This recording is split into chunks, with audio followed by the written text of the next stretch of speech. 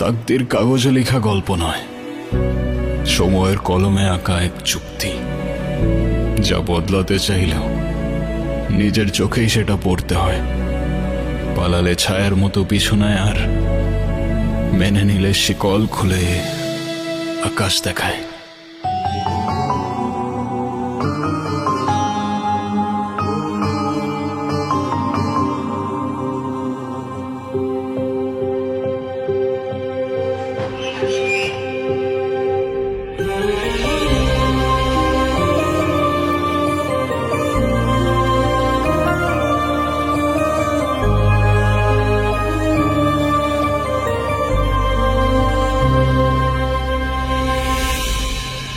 কাজ বাজ ঠিক মতো কর, নাহলে বেতন দিব না।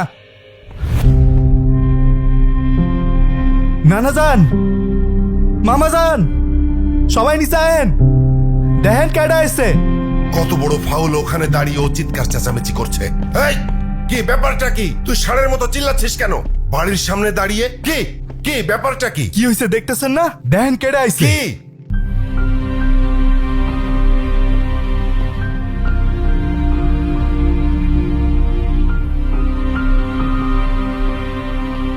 কি হলো, তুমি এখনো যাও নাই? তোমাকে না বললাম ভেতরে যাও। আমি বাইকটা পার্ক করে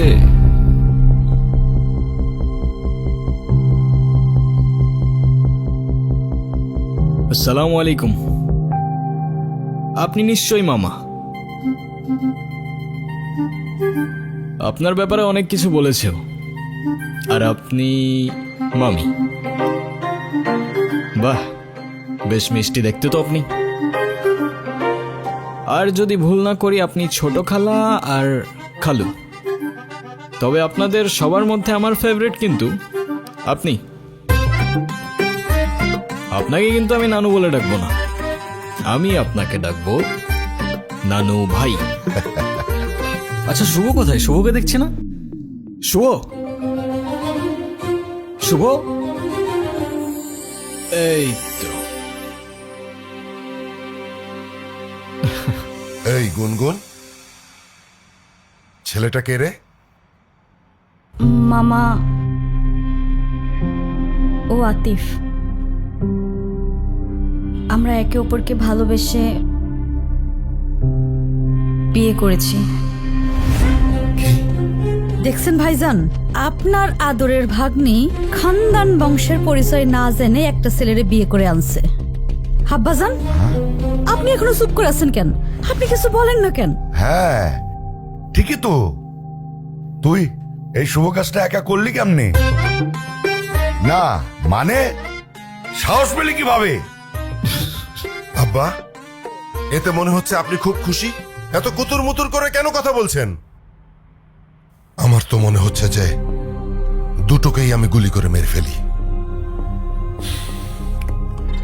এই এই ছেলে, তোমার পরিচয় বলো। আমি আতিফ, আতিফ খান। খান? নামের সাথে খান মিশালেই কি খানদান হয়ে যায় নাকি? কি কাজ করো তুমি? করি তো অনেক কিছুই, এখন কোনটা রেখে কোনটা বলবো? অনেক কিছু করো। আচ্ছা ঠিক আছে, তুমি একটা বলো। এই তো আমি অনলাইনে। কি অনলাইনে কাজ করো তুমি? এই অনলাইনে তুমি কি করো? জুয়া খেলো নাকি মলম বিক্রি করো? আরে না না। ছি ছি ছি ছি ছি। আব্বা, আব্বা, আমি আমার ভাগ্নিকে ঢাকায় পাঠিয়েছি কেন? লেখাপড়া করাতে, তাই না? ও বড় বড় ডিগ্রি নিয়ে আসবে, সনদ নিয়ে আসবে। ও কি এনেছে? হ্যাঁ এনেছে, একটা কিছু তো এনেছে। ও বাড়িতে একটা বনশিয়াল নিয়ে এসেছে। ছি। এই বলবার দাও, তোমার বাবাই খেলতে না করছে। তুমি কিছু মনে করো না, আমার ছেলেটা ওর মায়ের মতো একটু বেশি রাগি, তাই মাঝে মধ্যে ওরে আমি হাফ পাগল বলি। দেখলেই বোঝা যায়। নানু ভাই, তোমরাই তো চেয়েছিলে আমি বিয়ে করিনি, তাহলে এখন কেন সরগর পাকাচ্ছ? হ্যাঁ, আমি তোমাদের পছন্দ মতো বিয়ে করিনি, তাই বলে আমার জামাইকে এইভাবে অপমান করবে? এটা কিন্তু একদম ঠিক হচ্ছে না নানু ভাই। বাদ দে তো, এইসব একটু একটু হয়। আয় নাচ জামাই রে উপরে আয়। চলো। চলো।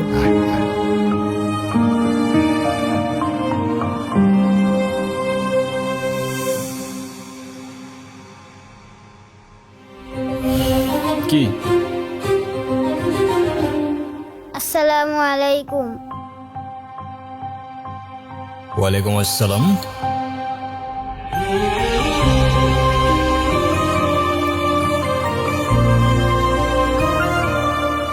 ভালোবাসার মানুষ তখনই সুন্দর যখন সে আমার আপন মানুষেরও ভালোবাসার মানুষ হয়।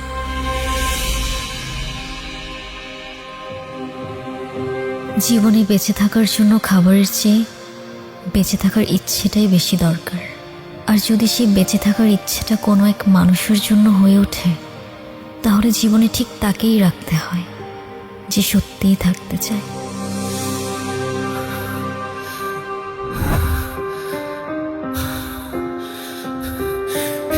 এই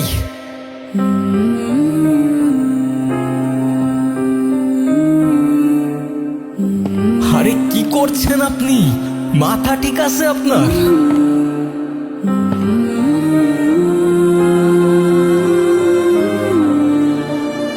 আরে আজব তো।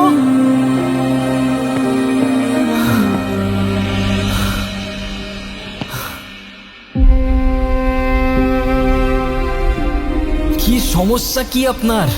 কি করছেন আপনি? আরে প্রবলেমটা কি আপনার? আরে কিছু বলছেন না কেন? মাথা ঠিক আছে আপনার? কি করছেন আপনি?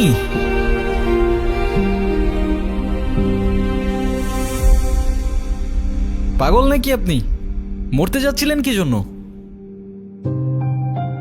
নাও, একে তো এত বড় একটা বোকামি করতে যাচ্ছিলেন, তার উপরে ড্যাব ড্যাব করে তাকিয়ে আছেন। ভ্যাম্পায়ার নাকি আমি? ডোন্ট ওয়ারি, রক্ত খাবো না আপনার। এক সেকেন্ড, একটু পানি খেয়ে নিই।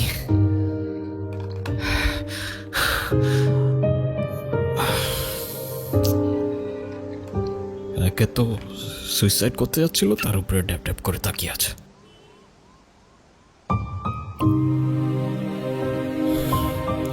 Thank you.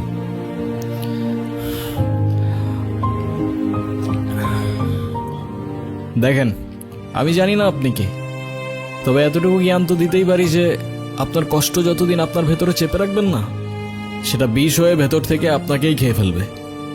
এখন বলুন, এই বোকামিটা কেন করতে যাচ্ছিলেন? ডোন্ট ওয়ারি, আমি কাউকে বলবো না। আর বলার মতো তেমন কেউ নেইও আমার, না পরিবার না বন্ধু, শুধু আমি, আমার ক্যামেরা আর আমার ওয়াটার বটল। কি ভাবছেন আমাকে বললে আপনার লাভ ছাড়া ক্ষতি নেই? আর এমনও তো হতে পারে যে আপনার প্রবলেম শুনে আমি আপনাকে কোনোভাবে সাহায্য করতে পারি, রাইট? আমি প্রেগনেন্ট। ভালোবেসেছিলাম, বিশ্বাস করেছিলাম, কিন্তু ভাবিনি সে ভালোবাসা এইভাবে শাস্তি হয়ে ফিরে আসবে। আমি তালুকদার পরিবারের মেয়ে। আমাদের পরিবারের সমাজের নিয়ম না মেনে কিছু করে ফেলা মানে সবার কাছে একটা লজ্জা হয়ে যাওয়া। আমার পরিবার, যারা বলে মেয়েরা হচ্ছে ঘরের সম্মান, আর তারা যখন জানবে আমি বিয়ের আগেই, কিচ্ছু বলবে না, শুধু চেয়ে থাকবে। আর ওদের ওই দৃষ্টিতে আমার বুকটা চিরে যাবে। ওরা বলবে না তুই মরে যা, কিন্তু আমি বুঝে যাব আমার মরে যাওয়াই উচিত।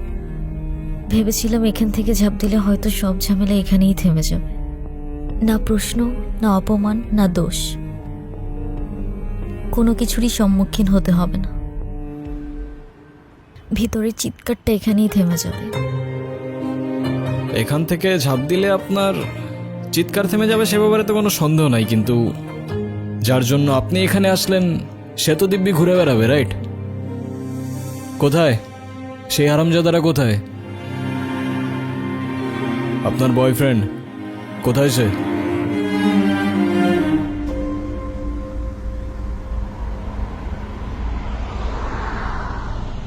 দেখ রাফিস, তুই অন্যর সাথে অনেক দিন ধরে আসস, এখন কিন্তু ওর বাসা থেকে রীতিমতো বিয়ের জন্য চাপ দিতেছে। হ্যাঁ, এটা তো আমি জানি, কিন্তু আমি যদি এখন বিয়েতে ঢুকে পড়ি তাহলে তো আমার সব প্ল্যান শেষ। চাইনায় 6 মাসের প্রজেক্ট, এটা আমার জন্য খুবই দরকার। এটাতে যদি আমি ঢুকতে পারি না তাহলে পুরা লাইফ সেট। তুই তো জানোস ও তোর উপর কতটা নির্ভর করে। ও বলছে যে তুই যদি এখন চলে যাস ও নিজেকে শেষ করে ফেলবে। এটা বলছে? হুম। মেয়ে মানুষের আবেগ বুঝোস তুই? ওরা একটু হলে বেশি রিয়াক্ট করে। আর আমি তো ওরে বলি নাই বিয়ে করব না, আমি তো ওরে বিয়ে করব, কিন্তু চায়না থেকে আসার পর, এখন না। রাফিজ, অনু,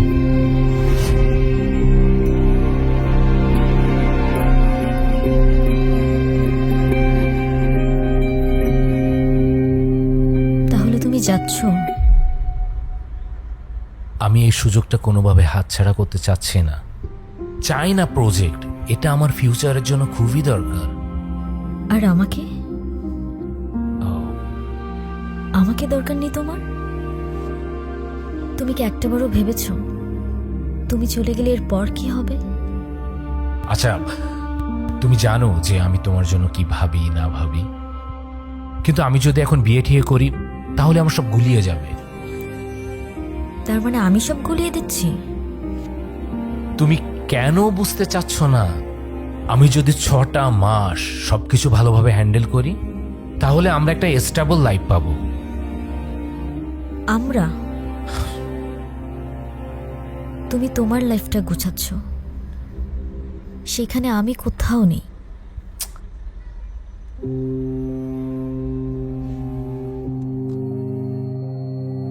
রাফিজ, আরে প্লিজ তুমি তোমার পরিবারকে নিয়ে একটাবার আমার মামার সাথে কথা বলো। তোমার এক্ষুনি বিয়ে করতে হবে না, তুমি যা করার চায়না থেকে এসেই করো। আমার মামা, নানু ভাই সবাই রীতিমতো পাগল হয়ে যাচ্ছে বিয়ের জন্য। আমাকে শুধু 7 দিন সময় দিয়েছে, আমি আর পারছি না রাফিজ। তুমি কেন বুঝতেছো না? সারাক্ষণ শুধু কান্নাকাটি করবা আর নিজেরটাই ভাববা। একটু আমারটা ভাবতে শিখো। ব্যাটারি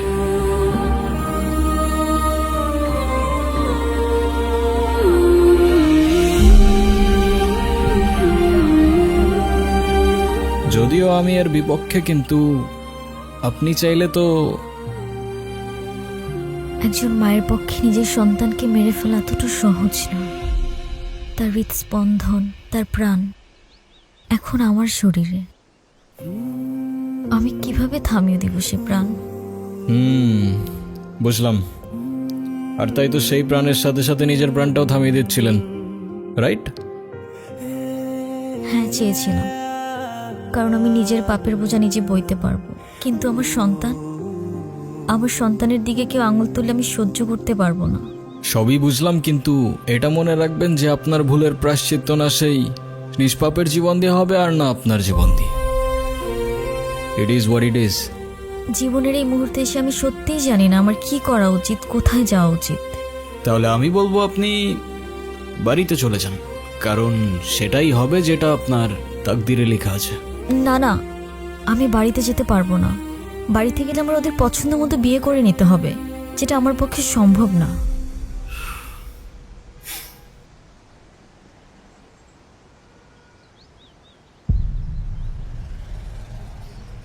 আপনি কি কিছু বলতে চাচ্ছিলেন?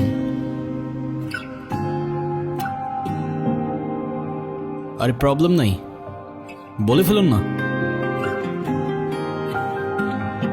আপনি আমাকে বিয়ে করতে পারবেন? হোয়াট? সত্যি না, মিথ্যে। আরে বুঝাই বলেন না, আমি কিছু বুঝতে পারতেছি না, মাথায় ঢুকতেছে না কিছু আমার। ধরুন আমি আপনাকে স্বামী সাজিয়ে আমাদের বাড়িতে নিয়ে গেলাম, কিছুদিন পর আপনি ওখান থেকে চলে যাবেন। তখন তো আমার সন্তানের পরিচয় নিয়ে কেউ প্রশ্ন তুলতে পারবে না। তারপর রাফিজ যখন আসবে তখন বিয়ে করে নেব। সরি, আমি আসলে বুঝতে পারছি না আমি কি বলছি না বলছি। আপনি কেনই বা আমার জন্য এত কিছু করবেন? সরি। আচ্ছা চলেন। আপনার জন্য মা হবেন না আপনি? একজন মায়ের জন্য এটুকু তো করাই যায়, বলেন? চলেন, আসেন আসেন, আর ভেবে লাভ নাই।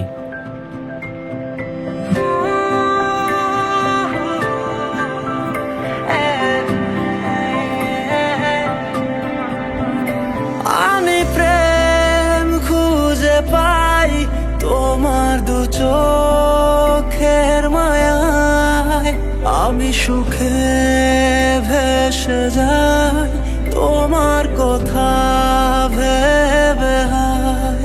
তুমি আমার সেই তুমি যার ভাবনায় ফাগুন আসে নিমেষে ফুটে ফুলছে তোমার উড়ন্ত কালো চুলে। নিজেকে আমি হারিয়ে ফেলি তুমি সামনে আসো যখন আমি তোমার টানে তোমার নামে লিখেছি গান সারাক্ষণ। তুমি আমার হয়ে থেকো ভালোবেসে সারাটা জীবন। আমি তোমার টানে তোমার নামে লিখেছি গান সারাক্ষণ। তুমি আমার হয়ে থেকো ভালোবেসে সারাটা জীবন।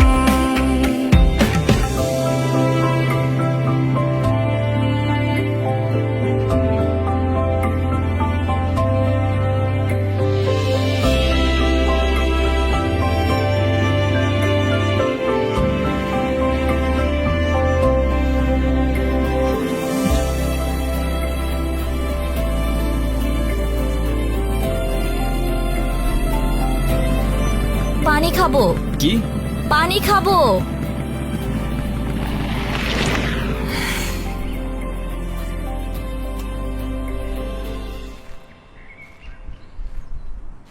পানি এখানে তো পানি তো শেষ। আচ্ছা তুমি দাঁড়াও, আমি নিয়ে আসি। হ্যাঁ, 2 মিনিট। আজকে কিন্তু বাসিটা মজা ছিল।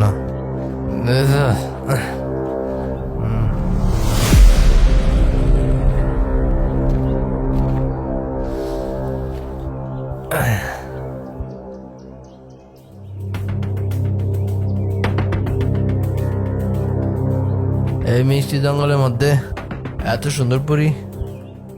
কি আপু চুপচাপ কেন? কথা কইতে পারেন না? নাম কি আপনার? কি হয়েছে এখানে?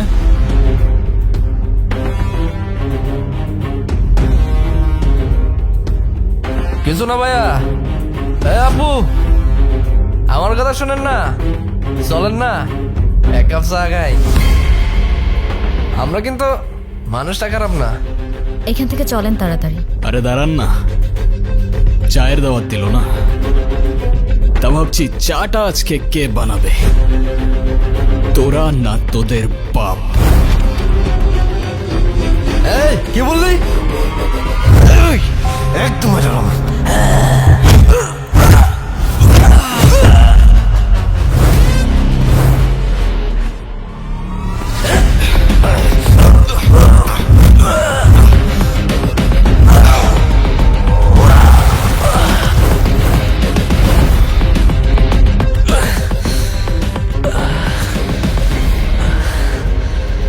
কিরে, লিকারটা কেমন ছিল? করো ভাই।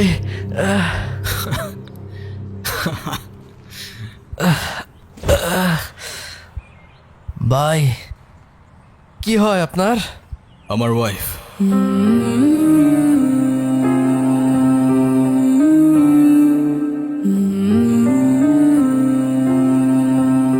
সম্পর্কের কিছু ডাক মাঝে মাঝে মানুষকে অদ্ভুত আনন্দ দেয়। আসলে যা সত্য সেটাই সুন্দর। আচ্ছা, এরকম মন খারাপ করে বসে থাকলে হবে? যা হবার তা তো হয়েই গেছে। গুনগুন তার পছন্দ মতো বিয়ে করেছে, এতে রাগ করার কি আছে? তুমি রাগ করো, অভিমান করো, আর যাই করো না কেন, এতে ওদের কিছু আসবে যাবে না। তুমি কেন ব্যাপারটা বুঝতে পারছো না? আমি শিওর এই ছেলে একজন ডিজিটাল জুয়ারি। ওদের কাজ হচ্ছে বড়লোক ঘরের মেয়েদেরকে খুঁজে বের করা, তারপর তাদেরকে টার্গেট করে। শুধুমাত্র টাকার লোভে এই ছেলে আমার ভাগ্নিকে বিয়ে করেছে, আর কিচ্ছু না। কোত্থেকে আসে তোমার মাথায় এসব বুদ্ধি?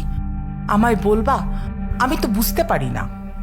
আর আমার ছেলেটাকে দেখে এত খারাপ কিছু মনে হয়নি। ছেলেটা ভালো ছেলে। আমার ধারণা গুনগুন এই ছেলের সাথে ভালো থাকবে।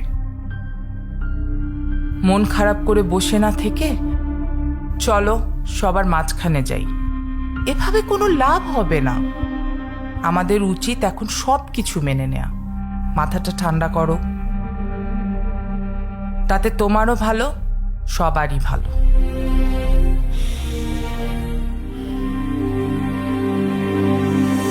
শুনছো, আজ কিন্তু আমাদের নাতনিটা নতুন জীবন শুরু করলো। তোমার কত ইচ্ছে ছিল এই দিনটা দেখা। যাক, অন্তত আমি ওর বিয়েটা দেখে যেতে পারলাম। নাচ জামাইটা দেখতে কিন্তু রাজপুত্রের মতো। আমাকে ভাই বানিয়ে ফেলেছে। আমি এখন একা নয়। যাক, বাঁচা গেল। গুনগুনের বিয়েটা শেষমেশ হয়েই গেল। ছেলে কি করে? অনলাইনে কি যেন কাজ করে। আমিও দেখব সে তার জামাইকে নিয়ে কত প্রশংসা করতে পারে। আমি সাধারণ একজন উকিল বলে কম খোটা আমাকে সহ্য করতে হয় নাই। আর একটা কথা না বললেই নয়, আমি নাকি ঘর জামাই। তোমার বাপ ভাইয়ের টাকায় আমি খাই, তোমার বাপ ভাইয়ের টাকায় আমি চলি। এবার দেখা যাবে তার ভাগ্নি জামাই কোথাকার কোন মহারাজ। উফ, চুপ করো তো। আমার আর ভালো লাগছে না। আমাদের পরিবারের সঙ্গে এরকম একটা ঘটনা ঘটতে পারে আমি তো ভাবতেই পারছি না। আরে বলা নেই কনেই কোত্থেকে একটা ছেলের সঙ্গে বিয়ে করে আসছে। বাবা, আমরা তো কখনো সাহসই পাইনি এগুলো কল্পনা করার। আরে শত হলেও মানলাম গুনগুন আমার বড় অপার মেয়ে, কিন্তু এই ছেলেটা আমার কি মনে হয় জানো, ভালো বংশের মেয়ে পেয়েছে না, ওটা দেখে ফাঁদ পেতে গুনগুনকে বিয়ে করে নিয়েছে। না জানি ছেলেটার মতলব কি। উফ, তোমরা একটু চুপ করো তো, বিরক্ত করো না, আমি পড়ছি। আচ্ছা, পড়ালেখা বাদ। বলো তো বাবা, তুমি আমাকে কবে বল কিনে দিবা? বল, আবার সেই বল। এই পর্যন্ত কয়টা বল হারাইছে হিসাব আছে ওর? এই পড়তে বস, পড়। উফ,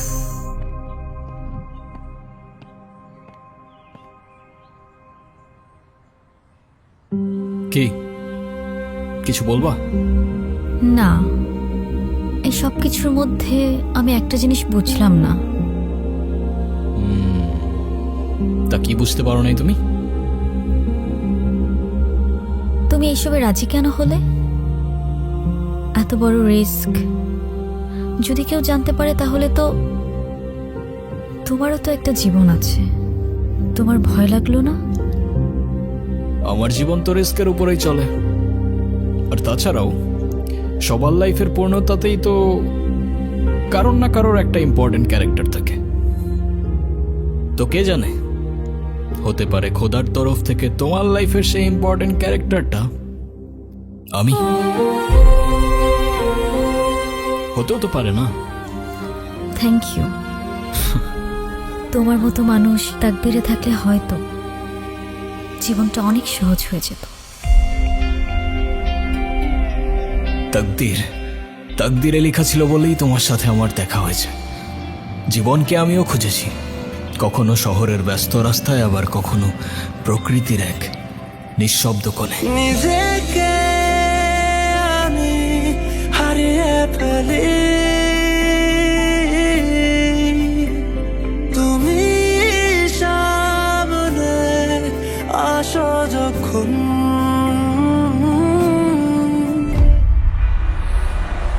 অবশেষে আমি আমার জীবনকে দেখতে পাই ক্যামেরায়। আমি তোমার টানে, তোমার নামে লিখেছি গান সারাক্ষণ। তুমি আমার হয়ে থেকো, ভালোবেসে সারাটা জীবন। আমি তোমার টানে, তোমার নামে লিখেছি গান সারাক্ষণ। তুমি আমার হয়ে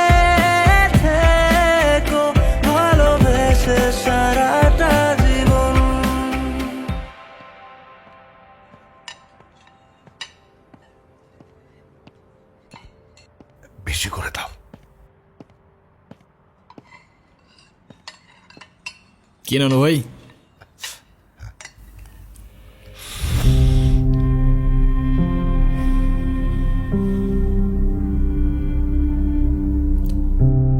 আচ্ছা ভাই, তোমরা তো নিজেরাই পছন্দ করে বিয়ে করছো, তা তোমাদের প্রথম দেখা হয়েছিল কোথায়? ঢাকায়। গাজীপুর।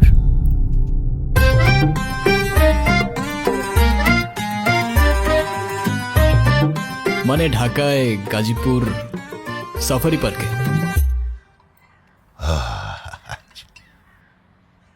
আসলে নানু ভাই, আমি সাফারি পার্কে ঘুরতে গিয়েছিলাম। ওখানেই আতিফের সাথে আমার প্রথম দেখা হয়। সেটা তো বুঝতেই পারছি। সেখানে গিয়ে বাঘ, ভাল্লুক, হনুমান এ সমস্ত দেখার পরে আসার সময় একটা শিয়াল ধরে নিয়ে চলে এসেছিস। হেই, তুই থামবি?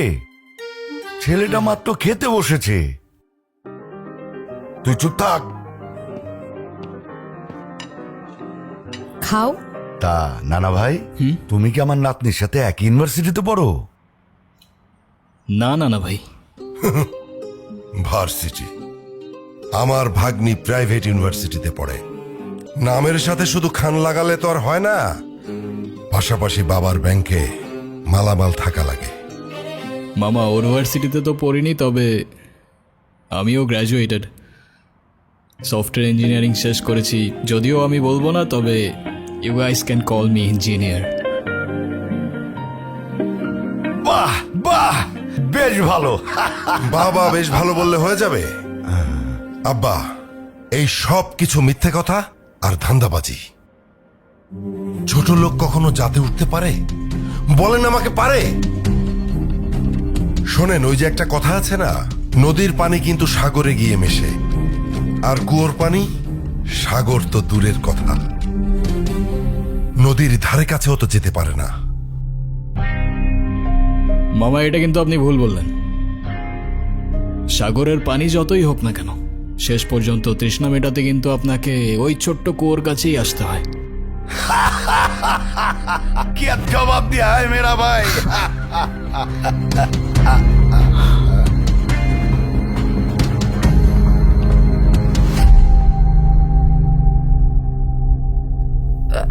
তোমরা খাও। কি ব্যাপার বাবা, তুমি খাচ্ছ না কেন? খাও। আমাকে বল না দেওয়া পর্যন্ত আমি কিছু খাবো না। আবার বল, খাওয়ার সময় বল, চুপচাপ ভাত খা।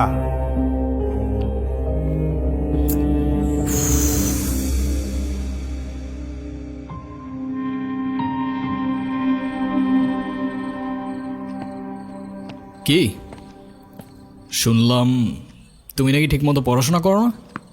আমার আর পড়াশোনা করতে ভালো লাগে না। পড়াশোনা করতে ভালো লাগে না তো কি করতে ভালো লাগে? ক্রিকেট খেলতে ভালো লাগে। সে তো ভালো কথা, কিন্তু তুমি যদি ভালো করে পড়াশোনা না করো, তুমি বড় হয়ে ক্রিকেট খেলবে কিভাবে? কেন? কারণ খেলার মাঠে তো ব্রেইন চাই, আর পড়াশোনা না করলে ব্রেইন কোত্থেকে আসবে? খেলার মাঠে আরও স্ট্র্যাটেজি চাই, আর তুমি যদি স্কোরবোর্ডের নাম্বারই না বুঝতে পারো, তুমি খেলবে কি করে? তাহলে এখন আমি কি করব? তুমি এখন থেকে প্রতিদিন ঠিকমতো পড়াশোনা করবে। হ্যাঁ, মজা করবে, খেলবে, সবই করবে, সাথে পড়াটাও করবে। কারণ পড়াশোনা মানে কিন্তু শুধু বই মুখস্থ করা না। পড়াশোনা মানে তোমার স্বপ্নের জন্য নিজেকে তৈরি করা। আচ্ছা, এখন তুমি যদি আমাকে কথা দাও যে যে তুমি এখন থেকে ঠিকমতো পড়াশোনা করবে, তাহলে যাও, এই বলটাও তোমার। যাও, কথা দিলাম, প্রমিস। এখন আমাকে বলটা দাও। নাও। আচ্ছা, বাই দ্য ওয়ে, তোমাকে না বল কেনার জন্য টাকা দিলাম? সেইটা কি আর থাকে? সেইটাও আম্মু নিয়ে নিছে। ঈদের সালামিটাও আম্মু নিয়ে নাই। আমি যে কবে বড় হব।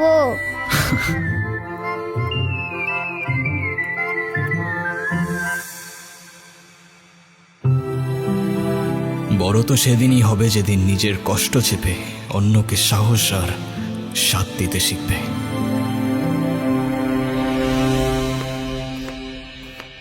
আসসালামু আলাইকুম নানু ভাই। ওয়ালাইকুম, বসো। আসসালামু আলাইকুম মামা।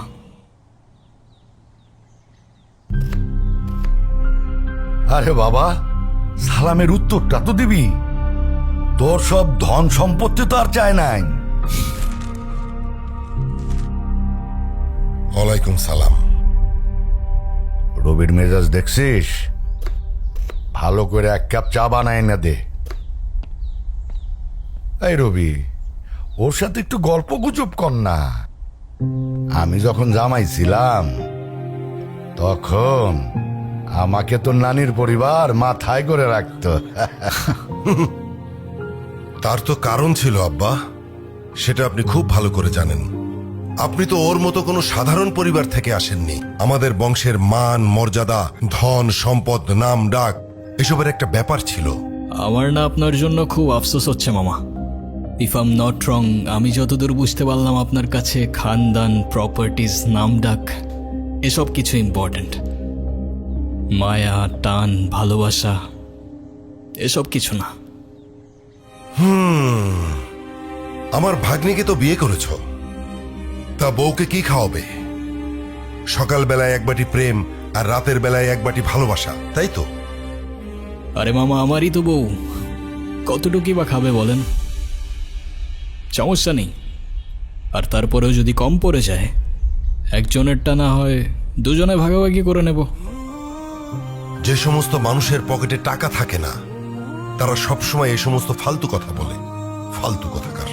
আচ্ছা, আপনি কখনো ভেবেছেন, আপনি যেমন আপনার ভাগ্নিকে একটা লাক্সারিয়াস লাইফস্টাইল দিয়েছেন, সেটা একটা কৃষক কিন্তু তার সন্তানদের দিতে পারে না। তার মানে কি সে তার সন্তানদের ভালোবাসে না? আমি জানি আমার কথাগুলো আপনার মানতে একটু কষ্ট হবে, তবে বিশ্বাস করুন, কৃতজ্ঞতা আর সম্পর্কের মূল্যতেই থাকে ভালোবাসার পারফেকশন। তা ভাই, তোমার পরিবারে কে কে আছে? সবাই, কিন্তু কেউ নেই। ছোটবেলাতেই একটা অ্যাক্সিডেন্টে সবাই চলে যায়। তারপর আমাকে রেখে আসা হয় এতিমখানাতে। সেখান থেকে অবশ্য একজন ভদ্রলোক আমাকে নিয়ে গিয়েছিলেন, বেশ ভালোই বাসতেন আমাকে। তার কিছুদিন পর সেও চলে গেলেন, তবে সাথে থেকে গেল তার রেখে যাওয়া ভ্যালিউজ আর এডুকেশন। তারপর একটু একটু করে কিছু টাকা জমিয়ে অনলাইনে ক্লোদিংয়ের বিজনেস শুরু করি। সেখান থেকে আমার লাইফের টার্নিং পয়েন্ট শুরু হয়। তারপর শখের বসে ফটোগ্রাফি, আরও কত কি।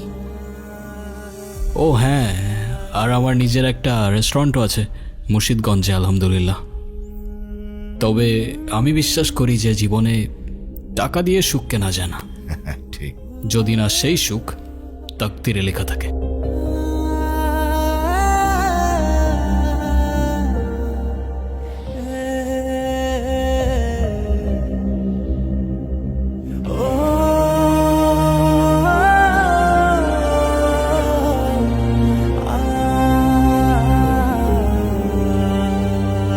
যা, ওকে চারপাশটা একটু ঘুরিয়ে দেখা। আপনিও চলেন না? পায়ে ব্যথা। আচ্ছা।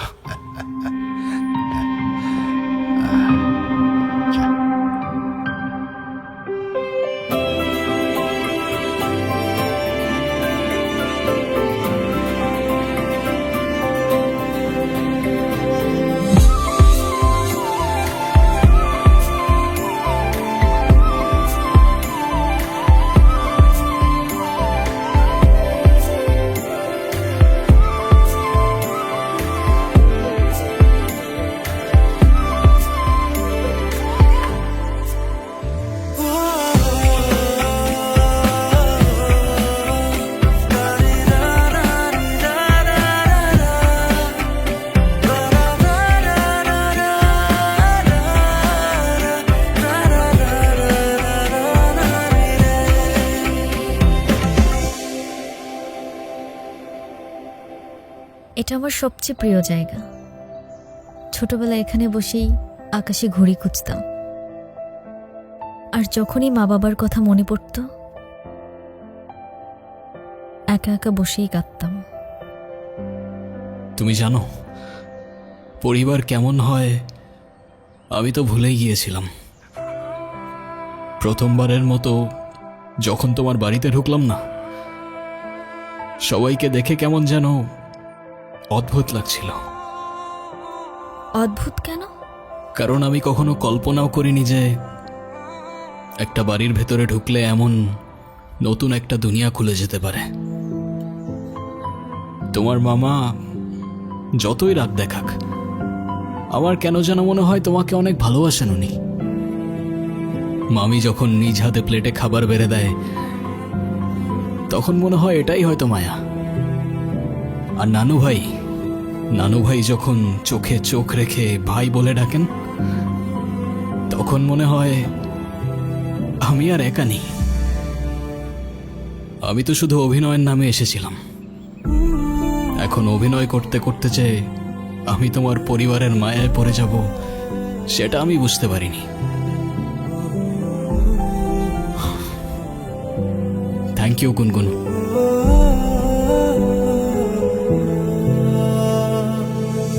চুপচাপ বসে আছো কেন? ভয়ে আছো? চিন্তায় আছো? না, চিন্তা না, ভয়।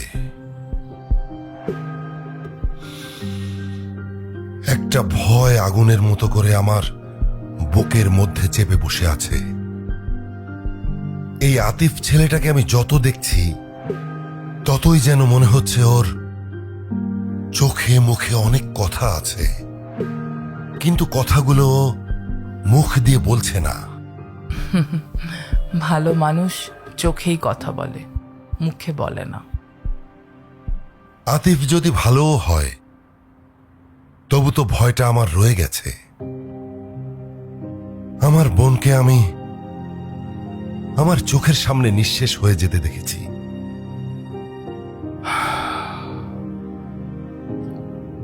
এখন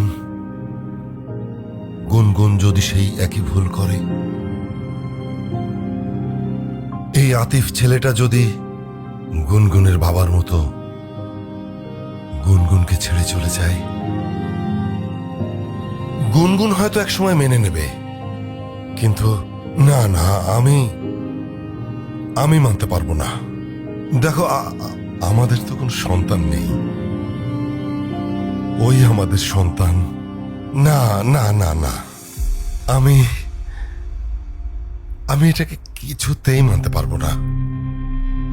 বারবার যদি আমরা ভয়কে কেন্দ্র করে সিদ্ধান্ত নেই, তাহলে ভালো মানুষের জন্য দরজাগুলো কখনোই খোলা থাকবে না। ছেলেটার মধ্যে আমি আপন হওয়ার চেষ্টা দেখেছি। ও চেষ্টা করছে রক্তের সম্পর্কের বাইরেও পরিবার হতে। দেখো, তুমি যদি ভয় থেকে ওকে দূরে সরিয়ে দাও, তাহলে সেই পুরনো ঘটনার আবার পুনরাবৃত্তি হবে। কিন্তু একটু সাহস দিয়ে যদি ওকে কাছে টেনে নাও, তাহলে তো এমনও হতে পারে পুরনো ঘটনার আর পুনরাবৃত্তি হবে না, গুনগুনের মায়ের মতো কেউ আর কাঁদবে না।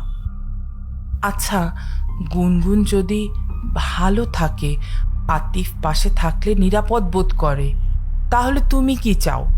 তুমি কি চাও তোমার পুরনো ভয় আবার পুনরাবৃত্তি হোক? তবু ভয় আমার মন থেকে যাবে না। তবে তোমার কথা শুনে এখন মনে হচ্ছে যে ভয়কে জয় করার সময় বোধহয় চলে এসেছে। ভয় নয়, সাহস দিয়েই নতুন জীবন শুরু করতে হয়।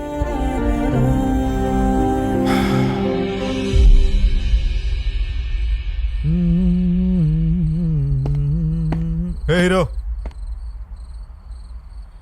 কাকে বলতেছো? আপনারে বলতেছি। আরে আপনারে তো দুলাভাই ডাকতে মনেই ছিল না। আসলে আমি মামাজানের মতো সব বনারে পাত্তা দিই না।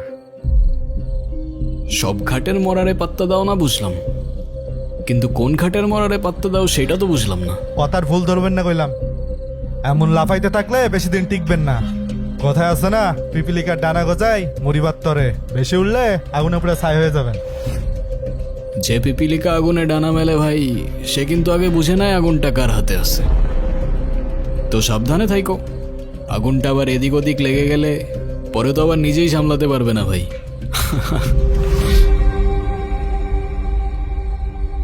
আপামনি এটা কি জিনিস ধরে আনছে? পুরাই ঠান্ডা মাথার জিনিস। এই মাল বাড়িতে থাকলে আমার জীবন তেনা তেনা করে ফেলবে। এর থেকে বাইসা চলা লাগবে। জানি না তুমি দেখছো কি দেখছো না, আজকে নিয়ে 4 দিন হলো আমাদের গুনগুন ভালোবাসার মানুষকে নিয়ে নতুন ঘর বেঁধেছে। ছেলেটা খুব ভালো, আসতে না আসতেই সবার মন জয় করে নিয়েছে। রবি অসম্মতি করেছে, কিন্তু তুমি দেখো ও ওকে পছন্দ করে নিবে।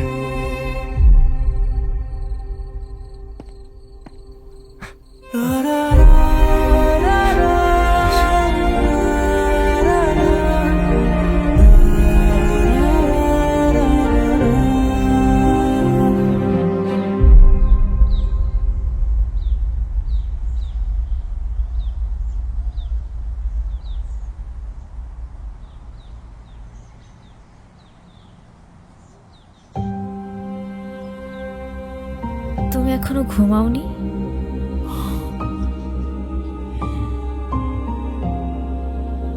ঘুম আসছে না। মন খারাপ? এই অভিনয়গুলো দিন দিন আমার জন্য কঠিন হয়ে যাচ্ছে। তুমি চাইলে এখনই সব শেষ করে দিতে পারো।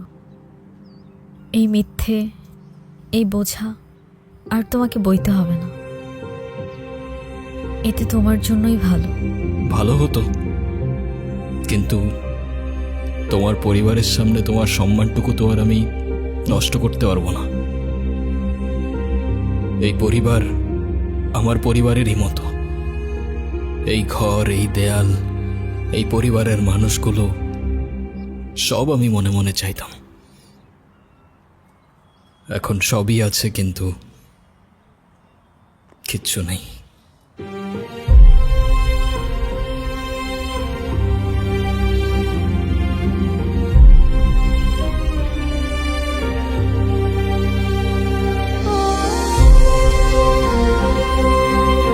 কি ব্যাপার, ওরা দুজন দু জায়গায় কেন?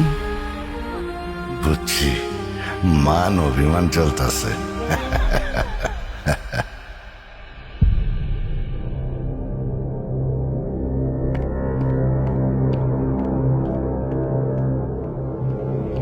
এই কে আপনি? কারে চাই?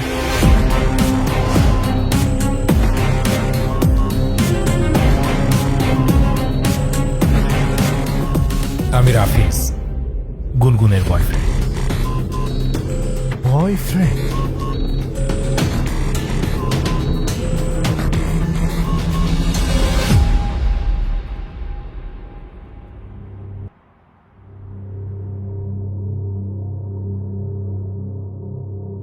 গুনগুন,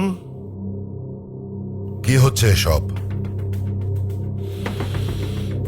ছেলেটা কি বলছে এ সমস্ত? ও ঠিকই বলেছে।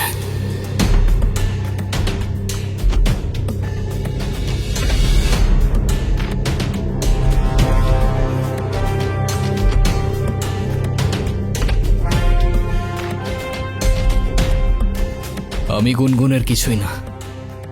আমাদের বিয়ে হয়নি, আর এতদিন যা ছিল তার পুরোটাই ড্রামা।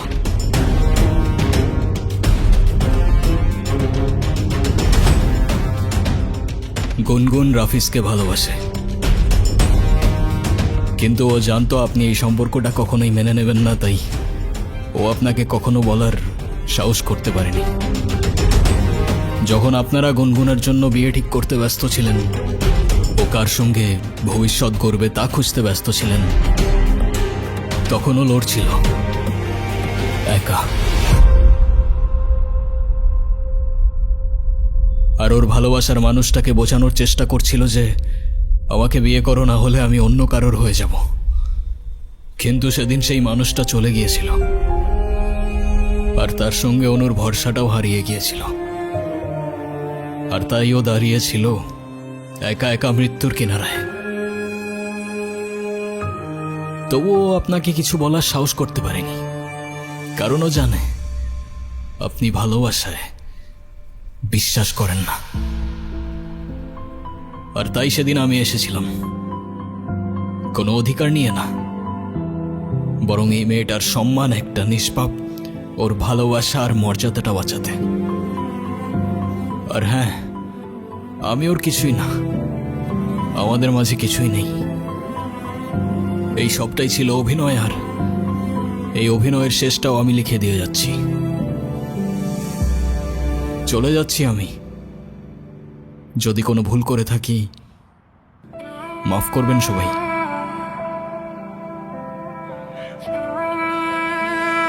আতিফ, আমি তোমাকে মিথ্যে বলেছিলাম। আমি প্রেগনেন্ট না।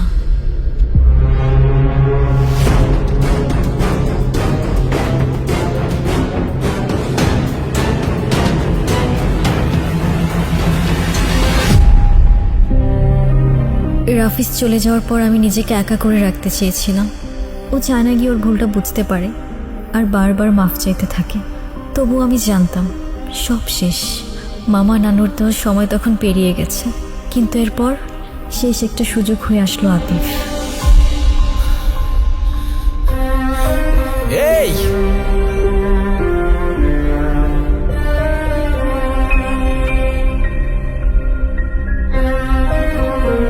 ও ভেবেছিল আমি আত্মহত্যা করব, কিন্তু আতিফের কেউ না থাকা, অন্যের জন্য ভাবার কারণে আমি প্রেগনেন্সির মিথ্যে নাটক সাজাই। রাফিজের যাওয়ার সময়টার কথা ভেবেই আমি আতিফকে মিথ্যা বলি।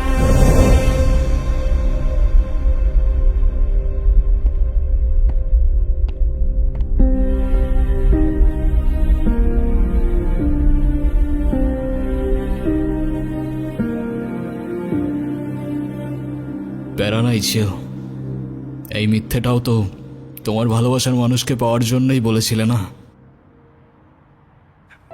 তুমি তাকে পাওয়ার জন্য কোনো কিছুই আর বাদ রাখলে না গুনগুন, আর তাই হয়তো তোমার তাকদির আজ তাকে তোমার কাছে এনে দিয়েছে।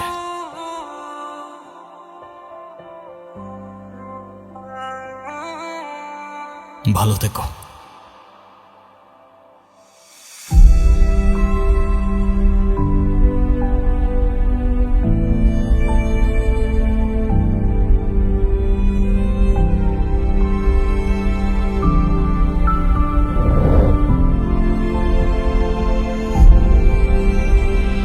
এই দুনিয়ায় কারো উপর মায়া চলে এলে তাকে আর কোনোদিন মন থেকে মোছা যায় না, তবে তার থেকে আঘাত এলে ভালোবাসার আড়ালে লুকিয়ে পড়া যায়।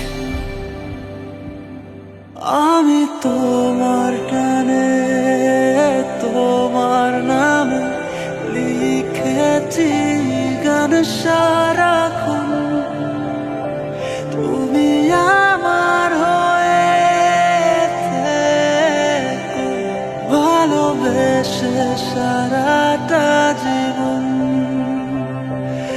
আমি তোমার টানে তোমার নাম লিখেছি গান সারাক্ষণ, তুমি আমার হয়ে ভালোবেসে সারাটা জীবন।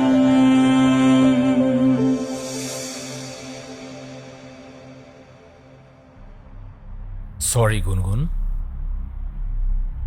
আমার জন্য তোমার অনেক কিছুই ফেস করতে হয়েছে। তুমি চায়না থেকে চলে কেন এলে? আরে এলাম, চায়নায় অনেক কিছু করার সুযোগ আছে। আরে চায়না গিয়ে এবার কি হয়েছে জানো? আমার নতুন কিছু বায়ের সঙ্গে পরিচয় হয়। ওরা তো বাংলাদেশে ব্যবসা করতে আগ্রহী, এর জন্য ওরা পার্টনার খুঁজছে। মানে আমি বলতে চাচ্ছিলাম যে যেহেতু নতুন বায়ার, ওদের সঙ্গে যদি আমি ইনভেস্ট করতে পারি তাহলে আমার ফিউচারের জন্য খুবই উপকার হবে আর কি। গুনগুন, তোমার মামার তো অনেক সম্পত্তি, মানে টাকা পয়সা আছে আর কি। আচ্ছা তোমার মামা তো তোমাকে অনেক বেশি ভালোবাসে, আদর করে। তোমার মামা কি তার ভাগ্নিকে খালি হাতে বিয়ে দিবে?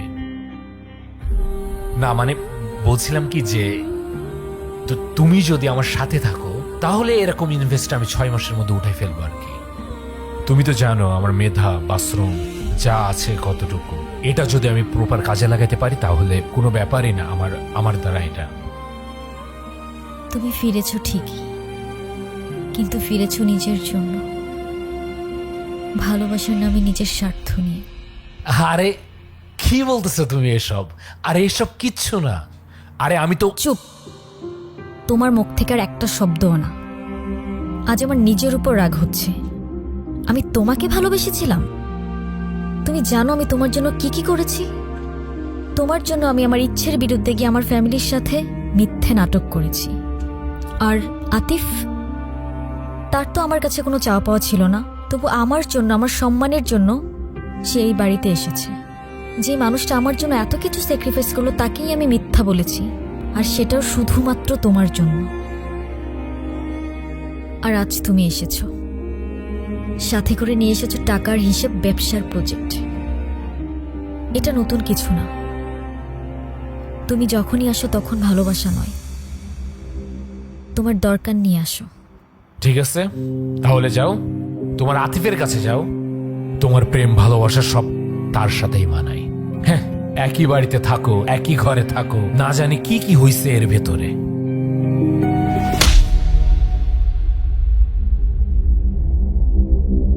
আমি তোমাকে ভালোবাসি না। তুমি এখন এই মুহূর্তে এখান থেকে চলে যাবা। যাও।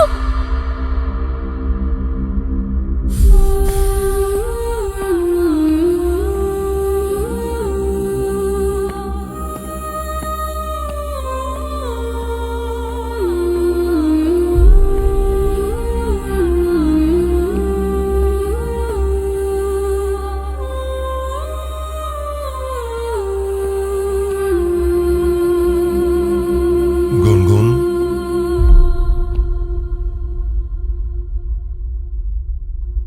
মারে, তুই আজকে যেটা করেছিস একদম ঠিক কাজ করেছিস। আমি না তোকে কোনোদিন বুঝিনি, বুঝবো কি করে? বোঝার চেষ্টাই তো করিনি। তোকে শুধু সুখে রাখতে গিয়ে আমি সব কিছু তোর উপর চাপিয়ে দিয়েছি। কিন্তু মা, সুখ জোর করে আসে না। সুখ তাকদিরে থাকতে হয়, জোর করে আসে না।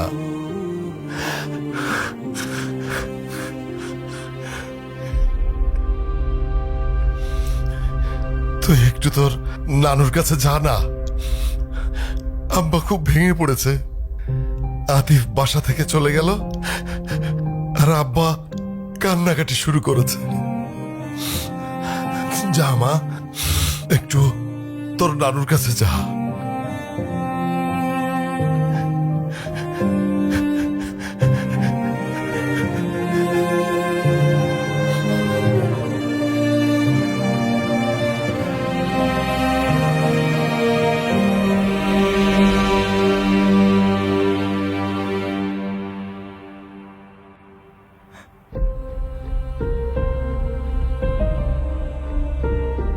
তুই কষ্টে আছিস জানতাম,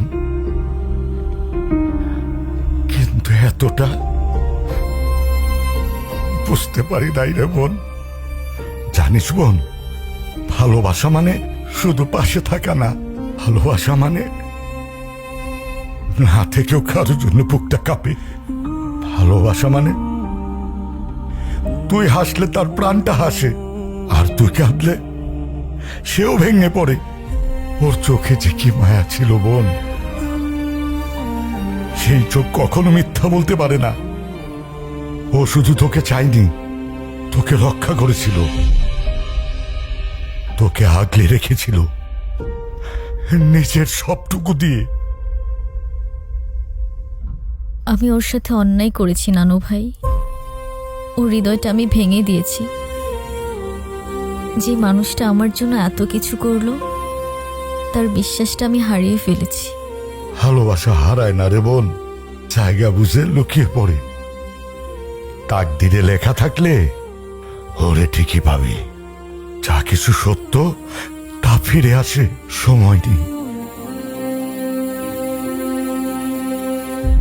খালি 2 দিন পর পর আসে, ফ্রিতে খাইতে চাই, কোনো লজ্জা লাগে না কিছু না? ধ্যাৎ, এরকম না লোক হলো। এই জি ভাই। কি হয়েছে ওদিকে? ভাই 2 জন ফুড ব্লগার আইছে, শুধু ফ্রিতে খাইতে চাই। আচ্ছা তুমি ওদের সার্ভ করো, আমি পরে দেখতেছি। আর এটা আমি নিয়ে যাচ্ছি। ঠিক আছে ভাই।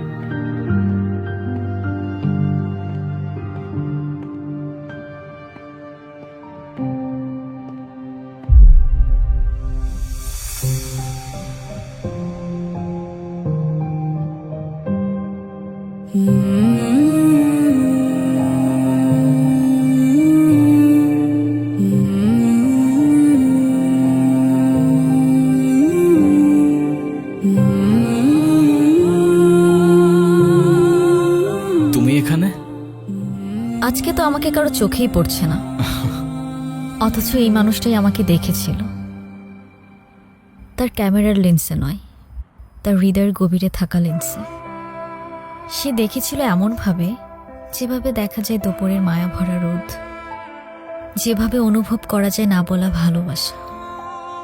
আমি ছিলাম হয়তো তার ফ্রেমের বাইরের কেউ, তবু সে আমায় রেখেছিল তার গল্পে। দেখেছিল এমনভাবে যেভাবে দেখে শুধু সেই, যার চোখে ভালোবাসা জন্ম নেয় নিঃশব্দে, নিঃস্বার্থে। এই এই তুমি এই কথাগুলো কিভাবে জানলা? তুমি এখনো ঘুমাওনি? ঘুম আসছে না।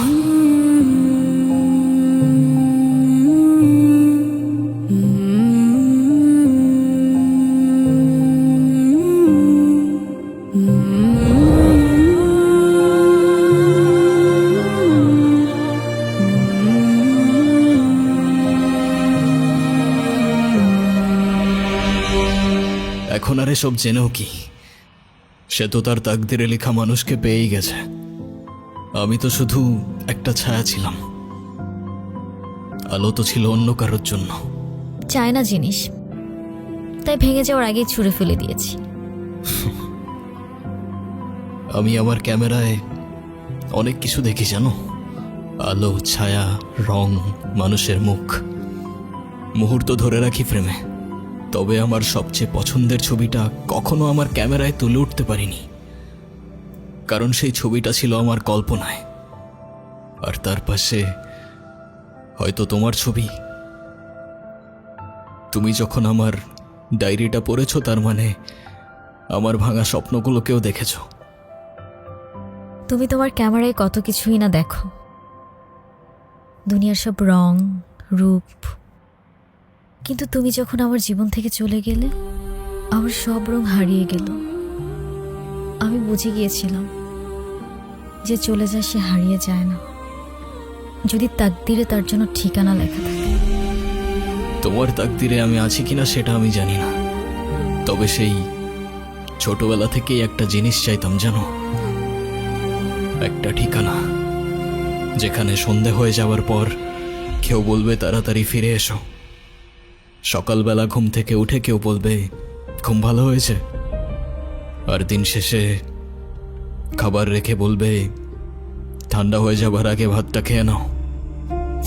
এখন তুমি যদি বলো আমি তোমার তাকদিরে আছি, তাহলে আমার সেই ঠিকানার নাম হয়ে যাবে তুমি। এখনো যদি না বুঝো, সেই ঠিকানায় আমি দাঁড়িয়ে আছি, তোমার সামনে, তোমার হয়ে। তবে শুধু ভালোবাসার জন্য না, একসাথে বাঁচার জন্য, একটা জীবন গড়ার জন্য, যে ঠিকানায় শুধু তুমি আর আমি। এবার তুমি বলো, আমি তোমার তাকদিরে আছি কি?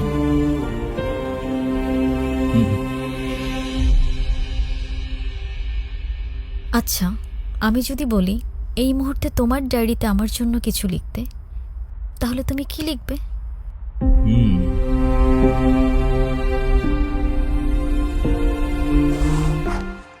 0? আমি তোমার লাইফে 0? ডিপেন্ডস। এখন তুমি যদি 0 মানে শূন্য দেখতে চাও, তাহলে সেটাই।